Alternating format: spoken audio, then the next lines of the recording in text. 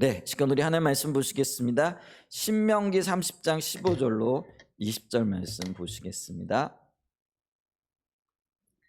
신명기 30장 15절로 20절 말씀 우리 한번 교독하겠습니다. 보라, 내가 오늘 생명과 복과 사망과 화를 내 앞에 두었나니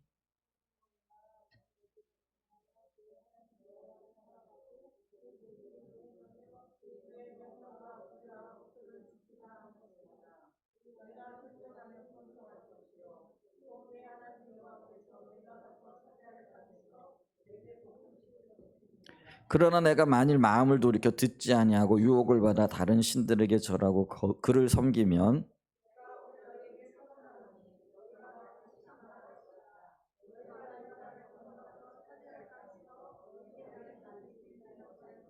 내가 오늘 하늘과 땅을 불러 너에게 증거를 삼노라. 내가 생명과 사망과 복과 저주를 내 앞에 두었은즉 너와 내 자손이 살기 위하여 생명을 택하고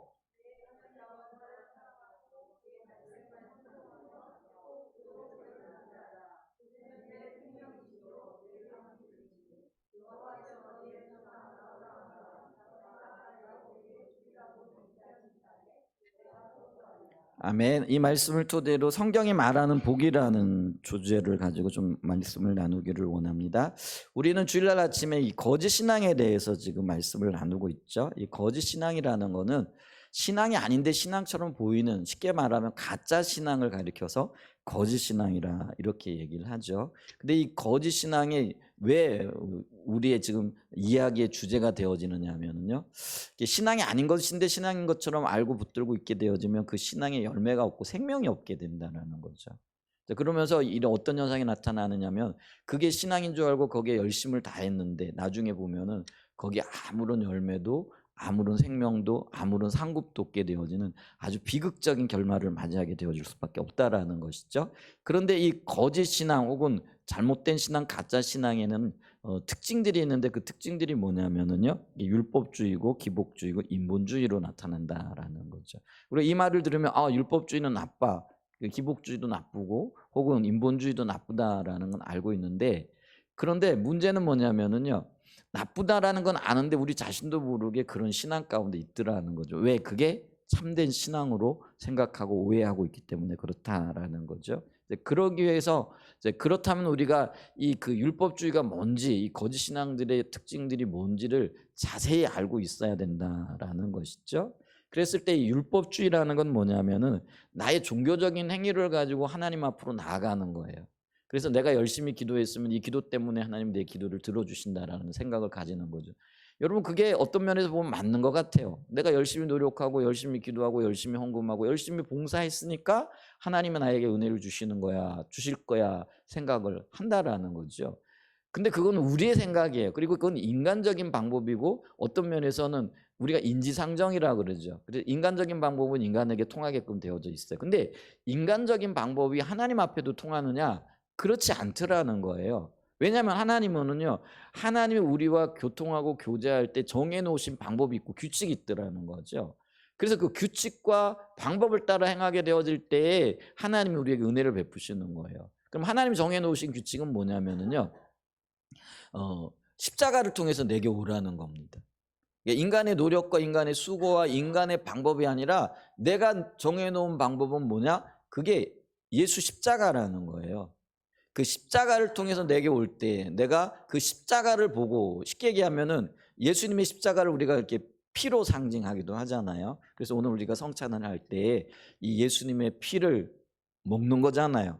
왜냐하면 그게 구원을 상징하는 것이고 우리 구원을 주시고, 그리고 그 피를 먹음으로 우리가 주님과 하나 되어지는 거잖아요. 마찬가지로 피를 의지하여 하나님께로 나가게 될 때 하나님이 그 피를 보시고 우리에게 긍휼과 자비를 베푸시는 거예요. 내 행위 때문에 긍휼과 자비를 베푸는 게 아니라는 거죠. 근데 율법주의는 뭐예요? 이거를 잊어버리고 자기의 행위, 자신의 종교적인 열심, 자기의 기도, 그리고 자기가 하나님 앞에 헌신한 그런 것들을 붙잡고 하나님 앞에 나간다라는 거죠. 그리고는 주님, 내가 이만큼 했으니까 은혜 주세요, 복 주세요, 이렇게 얘기한다라는 거죠. 근데 그게 잘못된 것조차도 모른다라는 거죠. 왜냐하면 어떤 면에서는 교회가 그런 걸 가르치고 있거든요. 왜 가르치는군요 하면은요, 그렇게 하는 게 편하거든요. 그렇지 않습니까? 예를 들면 목사님이 뭐 저도 예외 없습니다만은 열심히 기도하십시오. 그럼 하나님 복 주십니다. 헌금 많이 하십시오. 그럼 하나님이 물질의 복을 주십니다. 이렇게 얘기를 하면은요, 여러분 복 받기 위해 가지고 열심히 헌신하고 열심히 종교적인 행위를 안 할 거 아니에요? 근데 이게 바로 기복주의라는 거예요. 이 기복신앙이 뭐가 나쁘냐면은요, 내가 복을 받기 위하여 열심히 노력하고 복을 받기 위하여 열심히 헌금하고 복을 받기 위하여 열심히 기도하는 거죠. 그러면 있잖아요. 우리가 기도하는 목적이 뭐예요? 복 받기 위함이라는 거죠. 근데 주님은 우리에게 기도할 때 왜 기도하라 그러냐면은 하나님의 얼굴을 구하여 하나님 그분을 만나기 위하여 하나님의 그분의 의중과 의도를 발견하기 위하여 기도하며 나오라고 하는 거예요. 그러니까 우리의 기도의 목적이 하나님 그분 자신이 되어져야 되는데 이 율법주의가 기복주의와 연결이 되어지는데 종교적인 행위를 의지하면은 그 종교적인 행위를 통해서 복 받기 위하여 하나님 앞에 나아가더라는 거예요. 자, 그렇게 되어지면은요, 결국은 이게 인본주의로 흘러갈 수밖에 없어요. 인간적인 수단과 방법들을 동원을 해가지고 어떻게 하면 하나님을 만족시킬 건가, 하나님 앞에 나아갈 것인가, 이거를 연구하고 그런 인본주의적인 혹은 인간적인 방법과 수단을 동원하여 교회 생활하고 또 어떤 면에서는 신앙생활 한다라고 여기는 거죠. 근데 엄격히 말하는데요, 그거는 교회 생활은 될 수 있어요.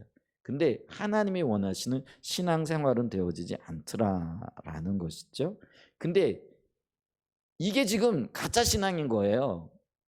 거짓 신앙인 거예요. 그런데 이게 진짜인 줄 알고 이곳에 열심을 내고 있을 수 있더라라는 것이죠.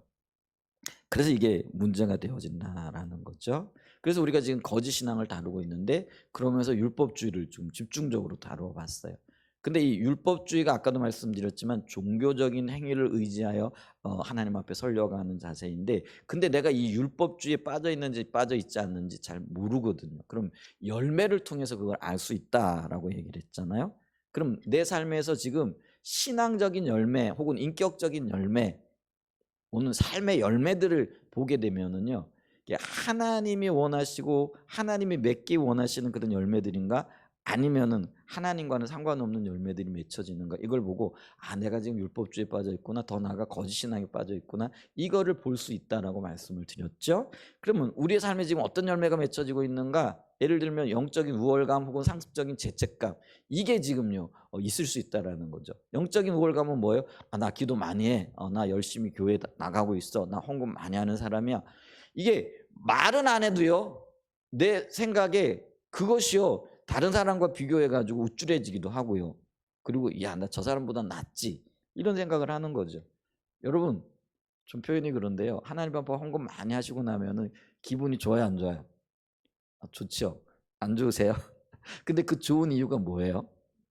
내가 주님의 일에 동참했다라는 그 즐거움이세요? 아니면은 야, 내가 저 사람보다 혹은 내가 이 교회에서 그래도 내가 헌금 많이 하는 사람이지, 기도 많이 하는 사람이지, 열심 내는 사람이지, 이런 것들이 조금이라도 있으세요? 단 0.1%라도 있으면은요, 그거는요 영적인 무월감이라는 거예요. 여러분, 내게 주신 모든 것들이 하나님 은혜잖아요.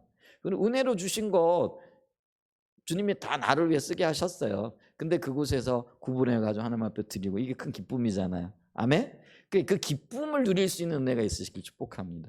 반면에 또 이게 있어요. 내가 힘들고 어려울 때 있잖아요. 그러면 힘든 거 어려움 때문에 헌금도 제대로 못 해. 또 봉사도 제대로 못 해. 또 예배도 제대로 못 드려. 이제 그러면은 이제 위축되는 거죠. 내가 이렇게 힘들고 어려워서. 그러면서 또 잘하는 분들 보면은 저분은 저렇게 잘해서 잘 나가는가 보다, 이런 생각 들면서 마음이 위축되어지잖아요. 그게 상습적인 죄책감이고 어떤 면에서는요 우울감이라는 거죠. 근데 그것도요 결국 누구에게 있는 거예요? 자기 행위에 마음이 가 있는 거잖아요. 오직 예수 십자가의 공로에 우리의 기준이 잡혀야 되는데, 자기 행위에 기준이 잡혀가지고요 조금 잘하면은 우쭐해져, 못하면 뭐예요? 기가 죽는 거예요. 이게 조금이라도 있으세요? 그럼 내가 행위를 의지하고 있는 거예요. 그게 율법주의라는 거예요. 또 다른 열매들도 있잖아요. 안일함, 또 전통에 집착한다라는 건지, 배우고자 하는 게 마음에 없다는 건지, 예배를 드리되 그냥 형식적으로 드리는 거죠. 예배는 주님을 만나는 건데 그냥 와가지고 앉아 있으면 그게 예배가 된 줄 알아요. 여러분, 예배는요 굉장한 영적인 에너지가 필요합니다. 예배, 그러니까 찬양을 드릴 때도요, 혹은 기도를 할 때도요, 가사 하나하나에 내 마음을 쏟아야 되는 거예요. 여러분, 신경 많이 쓰면은요 머리 휘어져요. 저처럼. 옛날에 유명한 그 일화 있잖아요. 이게 천자문을 이렇게 뭐죠? 이렇게 한자가 수백만이라 그러더라고요. 그죠? 근데 그거를 이제 집대성해 가지고 교육시키기 좋아 가지고 천자문을 만들었다 그러더라고요. 이게 1000개의 글자를 많이 쓰는 걸. 근데 그거를 어떤 분이 하루 저녁에 만들었다고 하는데, 하루 저녁에 글자를 그렇게 만들고 난 다음에 그 다음 날 봤더니 뭐죠? 머리가 하얗게 씌었더라고요. 신경 많이 쓰면은요 머리가 하얗게 씌어지는 거예요. 마찬가지로요, 그게 그만큼 에너지가 집중됐다라는 거잖아요. 근데 있잖아요, 예배는요 굉장한 영적인 에너지가 필요해요. 그냥 흘러가는 대로 내버려 두면 안 돼요. 예를 들면 예배 드리는데 막 생각이, 어제 저녁에 봤던 텔레비전부터 시작해 가지고 뭐 걱정스러운 어떤 것들 떠오르고, 야 몸이 어떻고, 또 피곤하고, 또 뭐 사업이 어떻고, 또 카드값이 어떻고, 뭐 이런 것들이 막 떠오를까요, 안 떠오를까요? 대호 여기 와 있는데 시험 끝났니? 시험을 보면 내일 시험을 봐야 되는데, 우리 별이가 있는데 이제 만약에 내일 기대해야 될 때 시간이라 그러면 아이고 나 가기 싫은데, 뭐 이런 생각들이, 기대하기 싫은데 막 이런 온갖 생각들이 들어오잖아요. 근데 그걸 그대로 내버려 두면 나는 그거에 끌려가는 거예요. 그런데 이 영적인 집중력이라는 거는 그런 생각들이 온갖 5만 가지 어떤 잡생각이 들 때 그거를 끊고 내 시선을 오직 주님께 맞추겠다라는, 그러기 위해서는요 여기에 굉장한 영적인 에너지가 필요한 거예요. 여러분, 예배 드릴 때 집중해 보셨어요? 그러면 이 에너지가 필요하다란 말이 무슨 의미인가가 생각이 들 거예요. 그런데요, 내가 지금요 율법주의에 빠져 있거나 형식적인 예배 가운데 있잖아요. 그럼 그냥 흘러가는 대로 그냥 맡기고요 끌려다니는 거예요. 그럼 내가 지금 예배를 망치는 거예요. 그 예배가 온전한 예배가 되어지지 않아요. 주님을 만날래 만날 수가 없거든요. 그래서 좀 예배 드릴 때 여러분, 생각이 많으신 분들 은혜 주세요 하면서 집중하고요, 또 자기 스스로가 선택하고 결단하고 나가요. 나는 예배 드리는 자가 될 것이다. 나는 예배 드리는 그런 시간을 가질 것이다. 이렇게 선택하여 나가야 되는 거예요. 의지예요. 그런데 그런 게 없으면은요, 내가 형식적인 예배 가운데 있는 거죠. 그러면은요, 실질적으로 하나님의 생명과 하나님이 함께 하시는 은혜 임재가 없어요. 그럼 예배를 드리고 나서도요, 그냥 몸은 앉아 있는데 마음의 진정한 기쁨과 감격이 없어요. 그러면은 어떤 현상이 나타나느냐면요, 이 예배에 대한 기대감이 사라져요. 여러분, 예배에 성공하고 하나님을 만나고 하나님의 임재가 느껴지고 그걸 경험했던 분들은요, 하나님의 임재를 느끼기 위해 가지고요 더 나오는 거예요. 그리고 그 임재가 없잖아요. 그럼 왜 그러지? 무엇 때문이지? 왜 임재가 없는 거지? 그걸 고민하고 고심하면서 어떻게 하든지 임재가 있는 예배로 나가기 위하여 애를 써요. 근데 여러 가지 뭐 일들이 있을 수 있잖아요. 예를 들면 뭐 예배 인도자가 지금 문제가 있을 수도 있고, 반주하는 또 코러스 하고 있는, 그러니까 이 문제가 있을 수 있고, 또 이렇게 회중이 문제가 있을 수도 있고, 그렇죠? 그런 여러 가지 이유들 때문에 임재가 거쳐지는 경우들이 있을 수가 있어요. 그럴 때 우리는요, 그걸 그대로 내버려 두지 말고 왜 임재가 없는가, 어디서 임재가 거쳤는가, 그게 자기 때문에 임재가 거쳤다는 인식을 가지고, 그럴 수도 있고 안 그럴 수도 있지만 항상 돌아보면서 주님 앞에 나가야 된다라는 거죠. 하나님 거룩하신 분이기 때문에요, 이 죄가요, 예를 들면은 우리가 죄를 짓고 앉아와 있잖아요. 그럼 자기 자신이 제한을 받을 뿐만 아니라 그게 다른 사람들에게도 영향을 미쳐요. 죄의 영향력은 굉장히 크거든요. 그래가지고 임재가 거쳐지는 경우들도 있어요. 그래서 여러분, 예배드리기 나와서 가장 먼저 해야 될 게 뭐예요? 앉아가지고 기도하면서 주님 앞에 합당하지 않은 것들을 회개하고 은혜를 구하고. 회개하면은 하나님은요, 그것이 무슨 죄든지 간에 씻어주시잖아요. 그게 약속이고 그게 말씀이잖아요. 그렇기 때문에 그런 것들을 해야 돼요. 근데 반복적인, 회개하면서도 또 반복적인 죄 가운데 들어가잖아요. 그러면 이때 임재가 거쳐질 때가 많아요. 그래서 항상 우리가 돌아보면서 주님 앞에서 구분되고 구별되어지고 거룩한 모습으로 서야 된다라는 것이죠. 자, 요런 어떤 현상들, 요런 열매들이 내 삶에 있잖아요. 그리고 그게 반복이 되어지잖아요. 그럼 심각한 겁니다. 어쩌다가 한번 뭐 그런 일이 있을 수는 있어요. 근데 그게 반복적으로 지금 나타나고 있잖아요. 그러면은 지금 굉장히 심각할 수 있다라는 걸 인식하셔야 돼요. 그리고 그걸 그대로 내버려 두시면 안 돼요.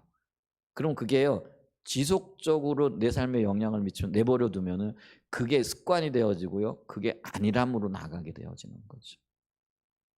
그래서 우리가 매 순간 깨어 있을 수 있는 은혜가 있으시기를 축복합니다. 자, 그래서 우리가 율법주의의 위험성을 좀 봤어요. 그리고 그 열매들을 보면서 우리 자신을 돌아보자. 그럼 오늘 이제 기복신앙으로 들어갈 건데, 근데 기복신앙을 이해하기 위해서 우리가 그 생각해야 될 게 있는데, 그게 뭐냐면은, 왜 기복신앙은 복을 얘기하고 복 받아야 된다는 것에 대해서 얘기를 할 때 어떤 분들이 이런 의문을 가져요. 아니, 성경에 보면 복이라는 말이 그렇게 많이 나오고 또 예수 잘 믿으면 혹은 주님과의 관계 가운데 있으면 복 받는다라고 얘기하는데, 그 복 얘기하는 게 뭐가 나쁘냐, 이렇게 말할 수 있거든요. 복 성경에서 많이 얘기하고 있기 때문에 나쁘지 않아요. 그리고 우리 복 받는 민족, 복 받는 개인, 복 받는 가정이 되어져야 됩니다. 아멘. 그런데 문제는 그게 어떨 때 기복신앙이 되어지느냐라고 했을 때에, 아까도 말씀드렸잖아요, 하나님을 복받는 수단으로 삼는 것이기 때문에 그렇다라는 거죠. 그러면은 어떤 때 하나님이 내 복을 받는 수단이 되어지는 것인가, 그리고 복이 도대체 무엇인가, 이 부분이 이해가 되어질 때에 이게 복에 대한 개념이 분명하게 서게 되어질 때 이게 바른 신앙이 되어질 수도 있고요, 그리고 복을 얘기하면서도 기복신앙이 아니고 바른 신앙일 수도 있고, 복을 전혀 얘기하지 않는데도 그게 기복신앙이 되어질 수도 있다라는 거죠. 그래서 그 부분을 살펴봐야 된다라는 거죠. 자, 그러면서 이 복의 문제를 이야기할 때 복이 거짓 복이 되어질 수도 있고 참된 복이 되어질 수 있는데, 그럼 이 거짓이 무엇인가, 이 두 가지 문제를 살펴봐야 됩니다. 그래서 오늘 첫 번째, 그러면 성경이 말하는 복이 뭐냐, 이걸 지금 보기를 원한다는 거죠. 자, 첫 번째요, 가장 첫 번째가 이건 굉장히 중요한 게 있는데, 뭐냐면 하나님 그분이 복이시라는 사실인 거죠. 자, 오늘 이제 우리가 읽은 성경 말씀을 보면은요, 신명기 30장 15절에 보라, 내가 오늘 생명과 복과 사망과 화를 내 앞에 두었나니. 근데 여기서 보면 생명과 복이라고 얘기를 해요. 두 단어로 사용되어지고 있지만 이건 한 단어입니다. 그 생명을 얘기할 때도 복을 봐야 되고, 복을 얘기할 때도 하나님 생명을 봐야 되는 거예요. 그래서 생명과 복, 요거 한 단어입니다. 복이라고 얘기할 수도 있고 생명이라고 얘기할 수도 있습니다. 반면에 뭘 뒀다고요? 사망과 화를 누구의 앞에 뒀다고요? 내 앞에 뒀다라는 거예요. 그러면서 하나님 뭐라고 말씀하시느냐면요, 생명을 택하든지, 다른 말로 얘기하면 복을 택하든지, 아니면 사망과 화, 이것도 같은 말이에요. 사망이나 화나 같은 말인데, 사망을 택하든지 둘 중에 하나를 네가 택해라 라고 이렇게 얘기를 하는 거죠. 그래서 우리에게 선택이 주어졌다라는 거죠. 자, 그랬을 때 우리가 뭘 선택해야 될 것인가, 그러면서 하나님의 원함은 뭐라고요? 당연히 너희가 생명, 복을 택하라라는 것이죠. 그게 하나님이 우리에게 원하시는 거다라는 거죠. 그럼에도 불구하고 이런 이야기를 하는 이유가 뭐냐면은요, 이 거짓의 문제가 걸려 있고, 다시 말씀드린다면 참 복과 또 거짓 복이 무언가를 알지 못하기 때문에 많은 경우에 많은 성도들이, 많은 하나님의 백성들이 거짓 복을 택하고 그게 참 복이라고 생각하고 있기 때문에 그렇다라는 거죠. 자, 그러면서 여기 이제 우리에게 말씀해 주시는 게 뭐냐면 참 복이 뭐냐라는 것이죠. 자, 그러면서 이 참 복이 20절에 보게 되어지면은 그는 내 생명이시오. 20절 후반절에 이렇게 얘기를 하고 있어요. 중반절 이하에 보죠. 20절 보면은 그는 내 하나님 여호와를 사랑하고 그의 말씀을 청종하며 또 그를 의지하라. 그는, 여기서 그는 누구죠? 하나님이시거든요. 그러면서 내 생명이요, 이렇게 얘기를 합니다. 그러면서 여기서 아까 생명이 복이란 말과 같이 교환되어지기도 한다라고 얘기를 했잖아요. 그러니까 그는 하나님이시고 하나님이 내 생명이시다, 혹은 하나님이 너의 복이 되신다라고 이렇게 이야기를 해주고 있다라는 거죠. 그래서 우리는 여기서 하나님의 의도를 알아야 되는데, 그리고 우리가 오해하고 있는 어떤 것들을 교정하고 바로잡아야 되는데, 그게 뭐냐면 우리는요, 이 복을 어떤 걸로 생각하느냐면 하나님이 주신 그 무엇을 복이라고 생각을 해요. 그러니까 하나님이 우리에게 주시는 것들이 많이 있죠. 예를 들면은 자녀를 주시기도 하시고요, 또 아파트를 주시기도 하시고요. 여러분, 그럼 나는 하나님은 아파트 주신 적 없으신데, 아니요, 하나님 주셔서 아파트 소유하게 된 거예요. 또 있잖아요, 좋은 차도 주시기도 하시고요. 뭐 또 건강도 주시기도 하시고요. 그런데 우리가 이제 흔히 뭐라고 얘기냐면 복 받았어, 복 받았다라는 것을 우리는 어떻게 생각하냐면 돈이 많아가지고 평안하고 또 좋은 아내 남편 만나가지고 잘 살고 있고 또 좋은 아파트에 살고 있고 뭐 하여튼 여러 가지 이거를 이제 복 받았다라고 생각을 하는 거죠. 이제 그러다 보니까 아파트를 복이라고 생각하고 건강을 복이라고 생각하고 자녀를 복이라고 생각하고 뭐 어떤 내게 있는 것들을 복이라고 생각을 하는 거죠. 그런데 성경은 뭐냐면 그거는 하나님이 주신 게 맞아요. 그런데 하나님 주신 것들이 복이 아니에요. 그러면 진정한 복은 뭐냐면 그거를 주실 수 있는 분, 그거 주실 수 있는 능력을 가지신 그분이 복이라는 거예요. 여러분, 하나님이 없으면 그런 것들이 주어졌을까요? 안 주어졌을까요? 받을 수 있을까요? 없을까요? 못 받았어요. 그러니까 아무것도 의미가 없는 거예요. 그러니까 여러분 우리가 여기서 제일 원인을 찾아가야 되는데 그게 뭐냐면은요. 하나님이 없으면은 금방 사라져 버릴 것들이에요. 그리고 주어지지 않을 것들이에요. 근데 그게 아까 말씀드렸잖아요. 아파트이고 좋은 차이고 혹은 남편이고 아내이고 뭐 자녀들도 마찬가지죠. 좋은 자녀들 혹은 좋은 부모 누가 주셨어요? 하나님이 주신 거거든요. 그런데 주신 분은 하나님이신데 우리는 그 주신 분보다도 주어진 어떤 것들에 초점을 맞추는 거죠. 그래가지고요, 이 어떤 주어진 것들, 그걸 얻기 위하여 그냥 하나님이 필요한 거예요. 그러니까 좋은 차가 필요해서 하나님이 필요한 거예요. 하나님이 좋은 차를 주시는 분인데 그걸 잊어버리니까 거기에 대한 개념이 없으니까 주님은 그냥 나에게 좋은 차를 주시는 분. 그러니까 내가 좋은 차를 얻기 위하여 나는 그냥 하나님이 필요한 거예요. 그럼 그래서 그 목적이요. 그러니까 내 목적이 지금 어디에 가 있는 거예요? 차에 가 있는 거죠. 그럼 이게 시선이 잘못된 거죠. 그렇게 되어지면은요, 하나님은요, 나의 필요를 채워주시는 어떤 수단에 불과한 거죠. 여러분, 오늘날 그런 경우들이 너무 많아요. 주님이, 하나님이 어떤 분이냐?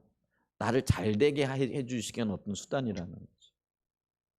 내게 필요한 것들을 채워주시는, 내가 원하는 어떤 것들을 주시는 그런 수단으로 하나님을 자리매김하는 거예요. 아까 아침에 보니까 주일학교 욥 얘기를 하던데요. 여러분 여기서 우리가 볼 수 있어요. 사단은 뭐라고 얘기를 하느냐면은 아이고 하나님 욥이 왜 하나님을 경외하겠습니까? 하나님 주신 것들이 넘치니까 그렇죠. 사단이 그렇게 그러니까 사단은요 그렇게 우리의 시각과 시야를 그쪽에다 향하게 해요. 근데 하나님은 뭐예요? 아니다라는 거죠. 욥은요 나를 경외하기 때문에 의인이라는 거예요. 근데 사단은 뭐예요? 왜 그렇게 하나님을 경외하겠습니까? 하나님 많은 거 주셨잖아요. 그랬더니 하나님 뭐라고 얘기하죠? 그럼 욥에게 해서 그런 것들 걷어가 봐라. 이렇게 얘기를 해요. 여러분 여기서 진정한 신앙과 거짓 신앙이 드러나는 거예요. 사단이요 얼른 가가지고 욥에게 있던 모든 거 뺏어가 버리잖아요. 심지어는 몸에 병이 들어가지고요 정말 악창, 욕창 뭐 이런 것들이 나가지고요 견딜 수가 없는 거죠. 제가 요즘 이렇게 피가 잘 안 도나 봐요. 그래서 몸이 막 가려워요. 그리고 어떨 때는 막 긁고 있는 저를 이렇게 발견하는 거죠. 근데 우리 이제 아토피 심한 아이들 이렇게 볼 때 막 피가 나도록 긁더라고요. 그럴 때 보면 참 안타깝던데. 근데 욥이 욕창이 나고 피부병이 났는데 얼마나 심했던지요. 그 있잖아요. 그 기와장을 주워다가요 몸을 긁는 거예요. 그러면은요 몸이 얼마나 피가 나고 뭐 온몸이 피 범벅이겠죠. 그런데도 시원하지 않은 거예요. 그러니까 막 긁어대는 거죠. 그러니까 몸에까지 엄청난 고통이 온 거죠. 근데 성경에 보면 욥이 온전하여 그거를 원망하지 않았다 그랬어요. 그러면서 그 유명한 신앙 고백 있잖아요. 주신 자도 여호와시요 취하신 자도 여호와시니 내가 어찌 여호와를 원망하리요. 자 그랬을 때요 욥은요 정확하게 복이 어떤 분인 걸 알고 있었어요. 근데 사단은 뭐예요? 아니라는 거죠. 그리고 그 거짓된 거를 누구에게 자꾸 심어주는 거예요? 사람들에게 심어주는 거예요. 그리고 내게 있는 것, 주어진 것, 뭐 소, 또 뭐 나귀, 낙타, 뭐 자녀 이게 복이다. 그러니까 그렇게 속이고 있다라는. 근데 그 사단의 끊임없는 속임에 속아가지고요. 지금 우리가요 대부분 그렇게 생각을 하는 거죠. 복의 근원이 되신 하나님을 바라보는 게 아니라 좋은 자동차 있으면 복 받았고 행복한 것 같고. 근데 여러분 그게 거짓이라는 게 드러나는데 좋은 자동차 샀잖아요. 한 일주일만 타고 다녀보세요. 금방 실증 나죠. 그래 안 그래? 잘 모르시는가? 차들 사보셨잖아요. 집 최근에 이사 가신 분 누구예요? 왕 집사님 가장 최근에 이사 가셨 아닌가? 아니다. 우이승 집사님 내가 가장 최근에 이사 가셨나? 지난번에 좋아요. 그러면 햇빛도 잘 들어오고 그래요. 근데 한 달만 지나 보세요. 그게 금방 익숙해져 버려요. 그리고 크게 감사하다, 크게 좋다 뭐 이런 거 없어요. 그게 한계거든요. 그러니까 우리의 기쁨은요. 주님이 주신 어떤 것들에 있지 않아요. 주님 그분 자신에게 있는 거예요. 그래서 하나님은 너희들은 내게 초점을 맞추고 내게로 와야 된다라고 이야기를 하고 있는 거예요. 그런데 우리의 눈은 뭐예요? 항상 주신 거죠. 항상 그 하나님이 주신 어떤 것들에 초점이 맞춰져 있다라는 거죠. 그런데 주님은 뭐라고 얘기를 하느냐면요. 19절에 이렇게 얘기를 해요. 너와 내 자손 후반절에 너와 내 자손이 살기 위하여 복을 택하고 생명을 택하고 그게 사는 길이라는 거예요. 우리가 살 수 있는 길이 하나님을 택하는 거예요. 복의 근원을 택하는 거예요. 이게 바른 신앙이에요. 그런데 주님 주신 것들을 붙잡고 있는 게 이게 기복신앙이고 이게 거짓신앙이라는 거예요. 그런데 그렇게 얘기해도요. 우리의 시선은요. 문제가 생기거나 아니면은 딱 삶의 현장에 나가게 되어지면은 뭘 붙잡아요? 보이는 거 붙잡잖아요. 하나님 안 붙잡아요. 붙잡는 것 같죠? 이렇게 얘기해도요. 잘 안 붙잡더라라는 거죠. 근데 그래도 알고는 있어야 되잖아요. 그래서 진정한 어떤 일들이 생겼을 때 아, 내가 하나님 붙잡아야 되는구나. 하나님 붙잡지 않았기 때문에 이런 일들이 일어났구나. 그러면서 돌이킬 방향을 알고 또 돌이킬 수 있게 되어지는 것이다라는 거죠.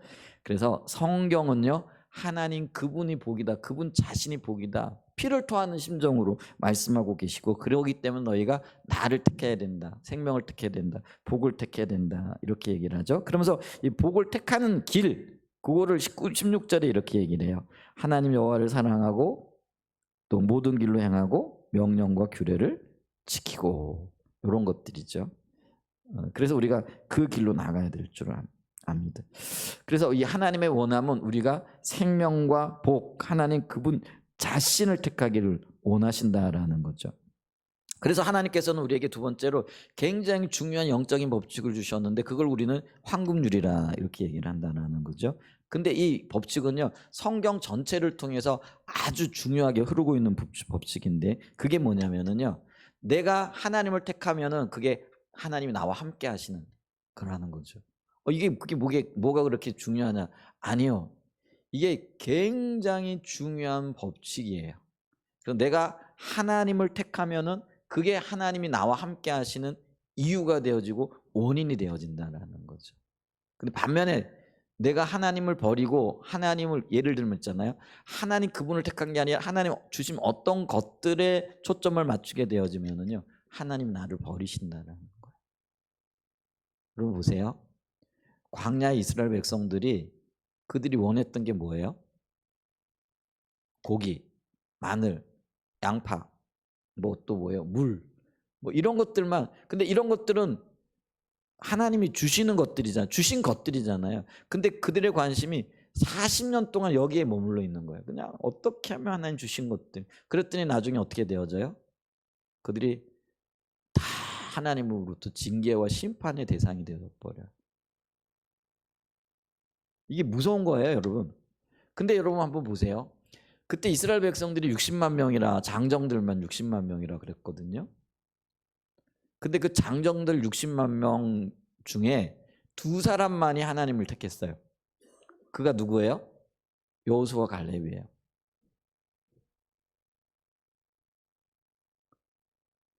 우리는요, 하나님 택해야 된다면 당연하지 이렇게 얘기를 해요. 그런데 이스라엘 백성들 중에 그들이 하나님을 경험하지 못한 사람들이었느냐? 하나님을 안 믿었던 사람들이냐? 아니요. 그들이 애굽에서 벗어날 때 애굽에서 일어났던 그 수많은 기적과 이적들을 보고 하나님을 찬양하고 홍해가 갈려지는 그걸 보고요. 속옷치면서 춤추고 하나님 앞에 예배하고 경배했던 사람들이거든요. 그런데요, 그들 중에 표현이 그래요. 거의 99%는 99.99% 같아요. 99%는 하나님 주신 것들에 초점을 맞추다가 하나님 버렸어요. 그걸 하나님 버렸다라고 얘기해요. 두 사람만이 하나님 그분을 붙잡아요. 하나님의 능력이 모든 것들이 하나님으로부터 나온다라는 걸 붙잡아요. 그게 여호수아와 갈렙이잖아요. 그러면 여러분, 저와 여러분들은 이 희귀한 여호수아 갈렙에게 속할까요? 아니면 흔하디 흔한 이 다른 그 59만 9,900 뭐 계산도 안 나네. 거기에 속할 부류가 되어질까요? 확률적으로 보면은요, 여러분, 저와 여러분은요, 이 많은 부류에 속할 확률이 굉장히 아니 거의 100%입니다. 그런데 우리는 어떻게 생각하는지 아세요? 여호수아와 갈렙, 나는 여호수아와 갈렙 편에 속할 거야. 여러분, 착각 중에 착각이 그거예요. 안 해요. 우리가 또 삶의 현장에 딱 들어가잖아요. 100% 우리는요, 이스라엘 백성들 편에 속할 사람들이에요. 여호수아와 갈렙? 아니에요. 절대로 그렇지 않아요. 절대라는 표현이 좀 그런데요, 그게 우리의 지금 현실이라는 거예요. 그러니까 여기서 우리가 굉장히 심각성을 느껴야 돼요.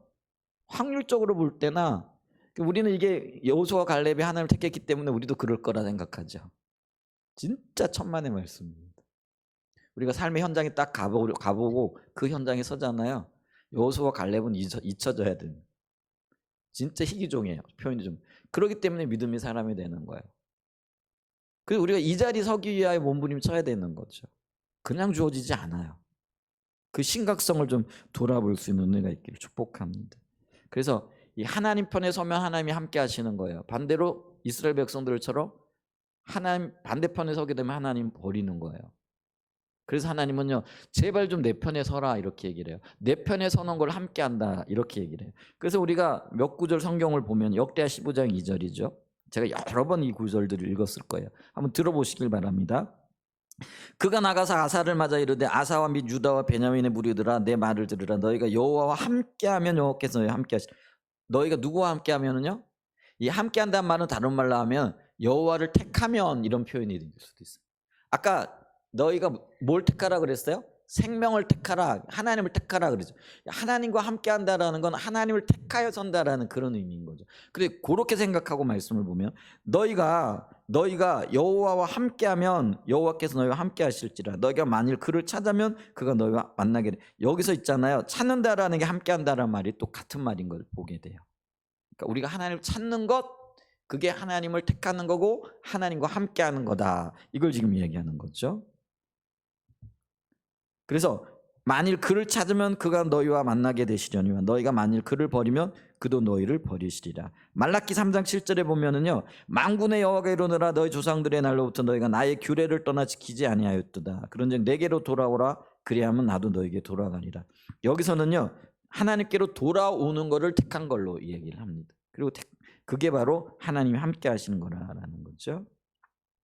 그런데 문제는 뭐냐면은요, 너희가 내게로 돌아오라 그랬더니 이 말라기 시대의 사람들이 너희가 이르기를 우리가 어떻게 하여 돌아갈까 하는도다. 그 얘기는 뭐냐면 우리가 하나님을 떠난 적이 없다라는 거예요.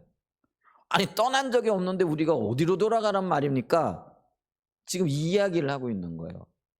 여러분, 오늘날 우리가요, 하나님을 버렸어요. 그러면은 대부분의 그리스도인들이 나는 하나님을 버린 적이 없는데요, 이렇게 얘기를 할 겁니다. 여러분, 이스라엘 광야에 가가지고 그 수많은 이스라엘 사람들에게 한번 물어보십시오. 당신들이 하나님을 버렸기 때문에 벌을 받는 겁니다. 그러면은 그들은 우리는 하나님을 버린 적이 없는데요, 이렇게 대답을 할 거라는 거예요. 여러분, 하나님을 버렸다라는 사실 자체도 모르니까 그들은요, 하나님을 버린 상태로 있다가 망해가는 거예요. 그러니까 오늘 저와 여러분들이 지금 대단한 경각심을 가져야 할 이유가 있는데, 그게 뭐냐면 내가 하나님을 버렸어요. 그런데 하나님을 버린 사실 자체도 모르고 있다라는 거예요. 내 삶에서는요, 하나님을 버린 지 오래요. 내 삶에 맺혀지는 열매들을 보면은요, 진짜 심각하다라는 걸 우리가 인식해야 된다라는 거죠. 이런 말씀을 보면서요, 우리는 그냥 아니야 뭐 그때 당시 이 왈라키 시대의 이스라엘 백성들은 말씀이 그러니까 버린 거죠. 그런데 지금 내가 하나님을 버린 상태에 있다라는 걸 몰라요. 여러분 어떤 결정들을 할 때 진짜 말씀의 권위에 순종해가지고 말씀대로 결정하세요? 아니면 내 마음대로 내 기분대로 내가 원하는 대로 결정하고 선택하세요? 대부분의 경우요, 나의 원함을 따라 내가 좋은 대로 내 기쁨대로 내 기분대로 따라가지요. 손해를 봐가면서까지 말씀대로 안 가요. 제가요, 우리 믿음의 선배들 중에 대학 시험을 치는데 옛날에는 본고사라 그래가지고 학교 가서 시험을 직접 쳤잖아요. 근데 그 시험을 일요일 날 많이 쳤어요. 그러니까 주일 날 쳤다라는 거죠. 그러니까 이제 실력은 되는데 가서 시험을 치면은 좋은 대학, 예를 들면 서울대학에 갈 수 있어요. 그런데 시험을 언제 친다고요? 주일날 안 치는 거예요. 그러면은 여러분들 같으면 어떻게 할 거예요? 야, 일생에 한 번뿐이잖아. 그래도 내가 실력도 있고 열심히 공부했는데 좋은 대학 가서 시험 쳐야지. 하나님도 이해하실 거야. 이게 저와 여러분들의 생각입니다. 근데 진짜 하나님의 사람들은 생각은 뭔지 아세요? 내가 하나님의 말씀을 어기고 그날 가서 시험을 칠 수 없어. 그래서 서울대학을 포기하는 거예요. 여러분 실제로 그런 일이 있었어요. 그래서 서울대학을 포기하고 연세대나 이런 데를 가는 거죠. 한 단계 낮추는 거죠. 근데 제가 여러분들에게 충분히 실력도 되고 그런데 주의를 지키기 위해 가지고 또 주일날 일하면 안 되니까 또 온전히 예배하기 위해서 얘기하면은요, 그게 여러분 들려질까요? 안 들려질까요?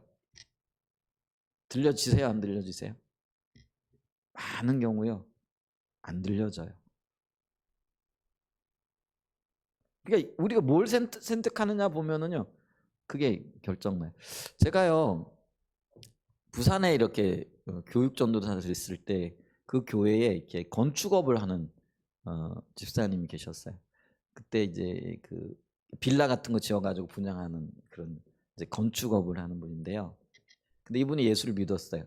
근데 이분이 뭐 예수 믿고 나니까 아버지가 뭐라고 얘기냐면 호프만 방식에 의해 가지고 너한테 들어간 모든 돈 내놔라. 그러니까 너 예수 믿으려면 그래가지고 그 자식에게 배상받을 정도로 아버지가 대단한 어떤 그런 유교적인 전통을 가지고 계신 분이었거든요. 근데 그분이 예수를 믿었어요. 아내 때문에. 근데 이제 이분이 고민이 이건 거예요. 이분은 이제 주일날 쉬어야 되는데 근데 대부분 이렇게 건축 일을 하시는 분들은요, 주일날 쉬는 걸 싫어해요. 그래서 주일날 쉬자 이렇게 얘기를 하면은요, 우리는 일하겠다 이렇게 나오거든요. 그래요. 여러분 모르셨죠? 그땐 그랬어요. 지금은 이제 뭐 주일날 휴일날 있는 거 좋아하지만 그때만 해도 벌써 20년 전 30년 전이잖아요. 그게 일하는 분들은요, 예를 들면 노가다 같은 데 하는데 비 오는 날 일 못하고 그러니까요, 일할 수 있는 날 일해야 되는 거예요. 근데 그게 주일이든 아니든 그분들은 상관없는 거예요. 근데 이 사장 입장에서는 자기도 쉬고 말씀이 쉬라 그러니까 주일날은 쉬겠다 그러니까 일꾼들이 우리는 그 현장에서 일 안 하겠다 이렇게 나오는 거예요. 그러니까 이분이 그런데요, 그러면 내가 평상시에 30%더 줄게. 대단하지 않아요? 그래서 주일날 쉬게 하는 조건으로, 쉬는 조건으로 그 일꾼들을요, 30% 일당을 더 주더라고요. 근데 그런 분 봤어요. 대단하죠? 근데 여러분들 보고 그렇게 말씀에 순종해가지고 그렇게 살아라, 삶의 현장에서. 근데 그것 때문에 30%의 손해를 더 봐. 그것도 여러분 그게 매일 30%면 그게 얼마의 손해인지 아세요? 엄청난 거예요. 한 푼이 아쉬운 판에. 그래서 그런지 그분이 망했어요. 우리는 우리는 생각에 주님 뜻대로 하게 되면 복 받아야 된다 이러잖아요. 아니요, 그분 그것 때문에 망했어. 근데 그분 못 망하고 그랬을까요? 아니더라고요. 뭐 그 망함의 이유가 그것 때문만은 아니었겠지만은 그런데도 그분은요, 지금도 신앙생활 잘 하고 있고요. 하나님 은혜 가운데. 제가 새물길 선교에서 그분 부인을 만났어요. 수십 년이 지났는데 그분이 오셨더라고요. 오셔가지고요. 그때 제가 전도사였거든요. 와, 참 반갑더라고요. 집사님 참 반갑다고 인사하고 그렇게 얘기를 했는데요. 근데 그분은요 그렇게 살더라고요. 그래서 제가 대단하다 그랬어요. 그러면서 신앙생활 하려면 저렇게 해야 되는데 목회자보다 낫다 이렇게 생각을 했어요. 근데 우리는 이제 오해 없이 들으시길 바랍니다. 여기서 있잖아요. 만약에 복 받기 위해 그분이 그 일을 했다 그러면 그거는 기복주의가 되는 거예요. 근데 주님 말씀을 순종하기 위해 했어요. 그러니 원망이 없는 거예요. 근데 여러분 보십시오. 그것도 하나님 주권이에요. 우리가 그렇게 갈 때 어떤 사람은 그것 때문에 대박 나는 사람이 있어요. 근데 어떤 사람은요 그것 때문에 쫄딱 망하기도 해요. 그런데 우리가 그것만 봐서는 안 돼요. 그렇게 하시는데 하나님 선하게 인도하시고 선하게 역사하신다라는 거예요. 우리가 그것까지 볼 수 있는 은혜가 있어야 될 줄 믿습니다. 그거는요 하나님께 달렸어요. 우리가 다 이해 못해요. 그냥 하나님이 하시는 거예요. 근데 여기서 초점은 뭐예요? 하나님께 초점을 맞춰야 된다라는 거예요. 하나님을 택하여 서야 된다라는 거예요. 그런데요 우리는 대부분요 하나님과는 상관없이 살면서도 하나님 떠나지 않았다고 생각하고요 하나님 기준대로 살아간다고 생각을 하는 거죠. 그런데 실질적으로 그들의 삶에 적용하고 결단하고 결정하는 것들을 보면은요 전혀 하나님 없는 삶을 살고 있으면서 그러는 거죠. 여러분 우리가 우리 자신을 보면 좀 돌이켜야 될 줄 믿습니다. 그래서 제가 여러 구절을 좀 읽을 수 있는데요. 지금 시간이 없으니까 오늘 성찬식을 해야 되니까 그러면은요 이 황금률 그러니까 이 그 하나님께서 우리에게 주신 그 굉장히 중요한 법칙의 의미가 뭐냐면은요 하나님이 우리와 함께 하신다라는 거예요. 근데 아까 얘기했잖아요. 내가 하나님을 찾을 때에 하나님이 함께 하신다라는 거죠. 그러면 내가 하나님과 함께 한다라는 말의 의미가 뭐냐라는 거예요. 뭐가 내가 하나님과 함께 한다라는 말이냐라는 거죠. 그거를 성경은 다양하게 얘기를 하는데요. 하나님만을 알기를 하나님만을 사랑하는 자리에 있기를 원하는 걸 함께 한다 이렇게 얘기를 해요. 그걸 우리가 신앙의 본질의 삶이라 이렇게 얘기를 하고요. 또 하나는 뭐냐면 철저하게 내가 하나님 중심적인 자리에 서는 거를 하나님과 함께 한다라고 얘기를 하는 거예요.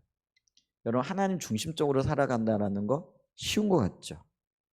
절대로 쉽지 않습니다. 그래서 영적인 에너지가 필요하다라는 거예요.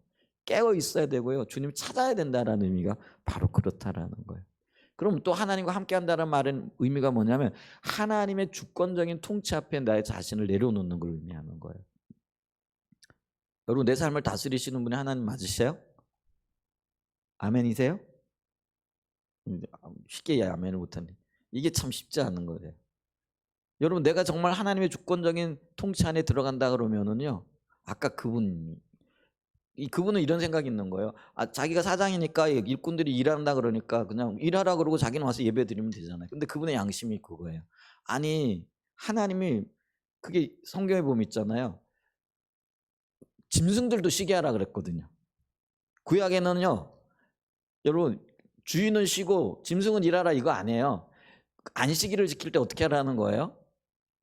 주인이 쉬면은요.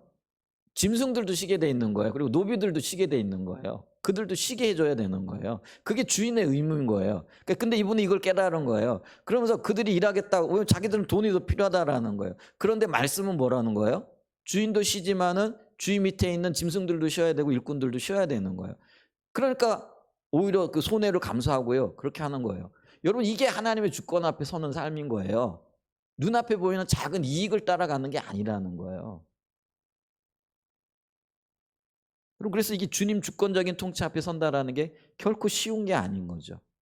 그런데 내가 하나님을 택한다라는 건 내 삶이 하나님의 주권 안에 들여지기를 원하는 그리고 그렇게 기꺼이 가는 걸 얘기한다는 거예요. 이걸 다른 말로 하면 하나님을 경외하는 삶이라고 얘기하기도 해요. 하나님 경외한다라는 건 하나님을 존중한다라는 거예요. 존중의 말이 뭐예요? 그 사람에 대해서 권위를 인정한다라는 거예요. 이 권위를 인정하면은요. 예를 들면은 교회에서 목회자의 권위를 인정한다라는 것, 목회자가 한마디 하면은요, 모두 다 거기에 순복하는 걸 얘기를 하는 거예요. 자녀들이 부모의 권위를 인정한다나 부모의 말을 가볍게 여기지 않는 거예요. 그래서 부모가 어떤 말을 하면요, 파츠로 메주를 쏜다 그래야 되나? 콩으로 메주를 쏜다, 파츠로 메주를 쏜다 그래도 그걸 그대로 받아들이는 거예요. 생각이 나는데요. 이 페닉 선교사님이라고 우리 침례교회를 이 한국 땅에 이렇게 선교하셨던 분이 있어요. 근데 이제 그분이 제자를 양육하고 일꾼을 분별할 때 어떻게 했느냐면요. 그분이 중요한 테스트를 하나 했는데 그게 뭐냐면은 그 농작물을 있잖아요. 시범을 보여요. 근데 어떻게 보이냐면요. 뿌리를 심는 게 아니라요. 일부러 거꾸로 심는 거죠. 근데 그게 있을 수 있어요, 없어요? 없는 거죠. 근데 이제 제자들 보고 이렇게 얘기하는 거예요. 내가 한 대로 그대로 하세요. 무슨 일이 있어도 그대로 하세요. 하고는 그렇게 이야기를 했어요. 근데 이제 제자들에게 하라 그랬더니 이 제자들이 보고 우리 스승님이 잘못 생각하셔가지고 착각을 하신 거야. 그러면서 전부 다 제대로 심는 거예요. 근데 그 중에 한 사람만이 그걸 그대로 했어요. 어리석죠? 근데 페닉이 자기의 후계자로 선택한 사람이 누군지 아세요? 거꾸로 심었던 사람. 그분이 이종목이라고요. 그 얘기는 침례교회 오늘날 얘기하면 제2대 간목 이렇게 얘기하고 오늘날 얘기하면 총회장이에요. 나중에 순교하셨어요, 그분이. 여러분 여기서 우리가 뭘 느껴야 되는지 아세요? 진짜 어리석은 일처럼 보여져요. 그렇게 얘기하면은 식물도 죽고 저거 몰라서 그런 그 행동인 거죠. 그런데도요, 그분은요 패닉의 말을 존중했어요. 그리고 그 행위를 존중했어요. 그래서 그대로 한 거예요. 거꾸로 심는 거예요. 패닉은요 그걸 몰라서가 안 해요. 저 사람 속에 뭐가 있는가를 보기를 원했던 거예요. 주님이 우리에게 때로는요 뭐라 그럴까요? 우리의 원치 않는 일들 그리고 급작스러운 어떤 일들 감당할 수 없는 어떤 일들이 일어나거든요. 그럴 때 우리의 중심에 뭐가 있는가를 보기를 원하세요. 주님은요 주님이 모르시는 건 아니겠죠. 근데 그거를 나도 알고 사람들도 알기를 원하시는 거예요. 그래서 이걸 중심을 드러낸다 이렇게 얘기를 하시거든요. 여러분 내 삶 속에 일어나는 그 일들이 내 중심을 보시기 위한 하나님의 장치라고 한번 생각을 해보세요. 주님은 지금 내 중심을 보기를 원하신다. 아멘. 그럴 때 내가 어떻게 반응해야 될 것인가? 원망하고 불평하고 막 하고 싶은 대로 해야 될까요? 아니면은 주님 나는 다 이해 못해요. 그렇지만 주님 뜻대로 갈래요. 주님은 이런 마음의 자세와 태도를 원하고 계신다라는 것이죠. 아멘. 자, 이런 사람들이 하나님과 함께하는 사람들이에요. 그런데 대부분의 경우들은 뭐예요? 하나님을 버려요. 이런 자세와 태도가 없는 거죠. 그러니까 결국은 뭐예요? 생명, 복을 못 누리는 거예요. 그러면서 가짜를 붙드는 거예요. 그 가짜가 뭐예요? 그냥 눈에 보이는 어떤 것들. 근데 그런 것들은 금세 없어지는 것들이라는 것이죠. 자, 그래서 우리가 이 복은요. 하나님의 생명, 그분 실제, 그분 자신을 가리킨다는 거죠. 그래서 하나님은 우리를 부르실 때요. 하나님 그분에게로 우리를 불렀지 하나님 그분이 주신 어떤 것들에 초점을 기울이라고 부르지 않았어요. 그게 출애굽기 19장 4절과 6절에 분명히 나타난다는 거죠. 출애굽기 19장 4절에 보면은요. 내가 애굽 사람에게 어떻게 행하였음과 내가 어떻게 독수리 날개로 너희를 업어 내게로 인도하였음을 너희가 보았느니라 이렇게 얘기를. 하나님이 지금 그 이스라엘 백성들을 가나안 땅으로 인도한 게 아니에요. 누구에게로 인도했다라는 거예요? 내게로 인도하였다라는 거예요. 하나님과의 생명 관계로 하나님 그분 자신에게로 인도하였다라는 거예요. 그런데 이스라엘 백성들의 관심은 어디에 있는 거예요? 가나안 땅에 있는 거예요. 자, 그러니까 그들은 늘 원망하고 불평하고 왜 우리 가나안 땅에 안 들여보내 주시는 거예요? 왜 우리가 가나안 땅에 못 들어가는 거예요? 그런데 한 사람 모세는 뭐예요? 하나님께로 인도받았기 때문에 광야라고 할지라도 하나님 계신 이곳이면 내게 족하다라는 거예요. 그런 고백이 나오는 거예요. 이 모세만이 어떤 의미에서는요 정확하게 하나님의 의도를 알고 있었다라는 거예요. 하나님은 우리를 가나안 땅으로 인도하여 드리. 가나안 땅은 하나님이 주신 어떤 것들이에요. 하나님은 그 이스라엘 백성들을 누구에게로 인도하여 드리셨다고요? 하나님 그분 자신에게로. 이 영적인 비밀을 깨달을 수 있는 은혜가 있으시기를 축복합니다. 아멘. 그걸 이해 못했기 때문에 이스라엘이 실패한 거예요. 그래서 호세아 4장 6절에 보면요, 내 백성이 지식이 없었대요. 어떤 지식이요? 하나님 아는 지식. 이론적인 지식일까요? 아니요. 하나님 마음에 있는 그 참 마음을 몰랐다라는 거예요. 그래서 망하는 거예요. 그래서 실패하는 거예요. 오늘날 우리가 하나님의 마음을 정확하게 알지 못하잖아요. 이론적인 지식을 얘기하는 게 아니에요. 하나님의 중심에 있는 그 하나님의 마음을 알지 못하잖아요. 그러면 우리도 실패할 수밖에 없다라는 거죠. 그러니까 이게 내가 하나님과 함께 못하는 거예요. 이제 그러면 어떤 결과가 나느냐? 내가 내 지식을 버렸으니 나도 너를 버려 내 제사장이 되지 못하게 할 것이요. 내가 내 하나님 율법을 잊었으니 나도 내 자녀들을 잊어버리라. 여러분 이 백성들이 이론적으로 율법을 몰랐다는 그런 의미가 아니에요. 하나님의 마음을 몰랐다라는 거예요. 중심을 몰랐다라는 거예요. 하나님 마음 알고 계시죠? 여러분? 하나님 마음 아시죠? 알아야 돼요. 근데 안 찾으면 몰라요. 그래서 함께 한다라는 것을 다른 곳에서 하나님 찾는 곳으로 얘기하거든요. 내가 하나님을 찾을 때 하나님 마음을 알게 되는 거예요. 안 찾는데 어떻게 하나님 마음을 알게 되느냐라는 거죠. 그래서 기억하셔야 돼요. 우리를 향한 하나님의 의도는요, 복과 생명이에요. 하나님께로 나오는 거예요. 그게 하나님의 의도예요. 그래서 호세아 6장 1절과 3절에 보면은요, 그렇게 강력하게 얘기를 하는 거예요. 오라. 호세아 6장 1절 3절. 오라 우리가 여호와께로 돌아가자. 이게 우리가 해야 될 일이라는 거예요. 우리가 해야 될 일이 뭐라고요? 하나님께로 돌아가는 거라는 거죠. 근데 이 돌아가는 게 뭐냐면 3절에는 이렇게 얘기해요.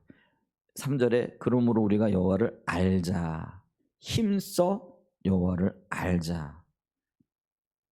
여러분 하나님께로 돌아가는 게 하나님을 아는 거예요. 힘써 그분을 아는 거예요. 이 아는 게 뭐라고요? 하나님의 그분의 마음을 아는 거예요. 이론적인 게 아니에요.